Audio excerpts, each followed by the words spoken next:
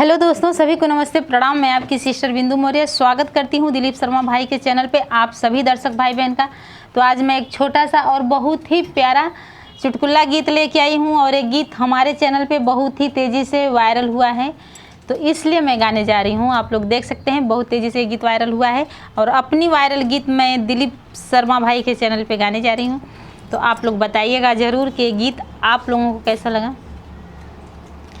कवनो जुगुतिया बतावा मोरी ननदी, कवनो जुगुतिया बतावा मोरी ननदी, सैया मिले या न बोलावा ना।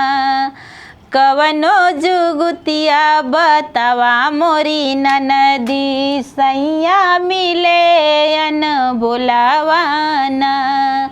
अरे दलिया में नुनवा चटक कैदा भौजी, दलिया में नुनवा चटक कैदा भौजी, गरजी पड़े भैया बोली हैं ना। अरे बड़ा बड़ा कवरा खा गईले ननदी, बड़ा बड़ा कवरा खा गईले ननदी, तबो नहीं बोले या न बोलावाना। बड़ा बड़ा कवरा खा गईले ननदी, तबो नहीं बोले या न बोलावाना। लोटवा क पनिया गरम कैदा भौजी, लोटवा क पनिया गरम कैदा भौजी, गरजी पड़े भैया बोली हैं ना। अरे लोटवा दू लोटवा पी गईले ननदी, लोटवा दू लोटवा पी गईले ननदी, तबो नहीं बोलैया न बोलावाना। अरे लोटवा दू लोटवा पी गईले ननदी, तबो नहीं बोलैया न बोलावाना।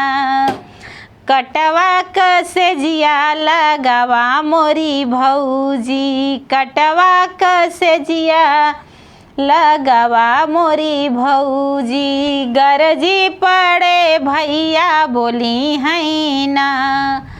कटवा क सेजिया लगावा मोरी भौजी, गरजी पड़े भैया बोली हैं ना।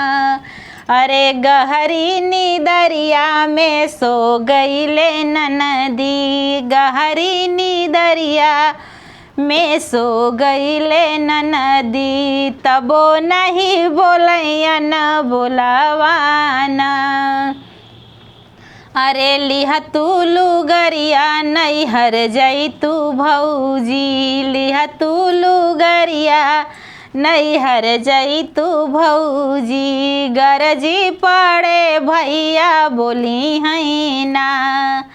जेठ का दोपहरी कहाँ जैबू गोरिया, जेठ का दोपहरी कहाँ जैबू गोरिया, घमवा में जबू कुम्हिलाई ना।